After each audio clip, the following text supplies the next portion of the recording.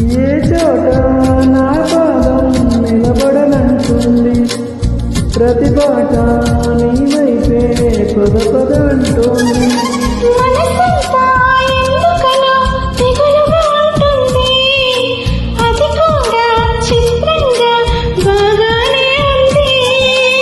నిత్యల హృదయంలో చెలరేగే కలవరం, తప్పుకునే దారేదో వెతకాలి ఇద్దరం.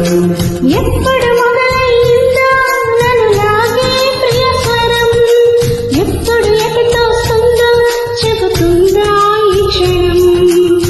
అనుకోకుండా పడిదోసింది వలపే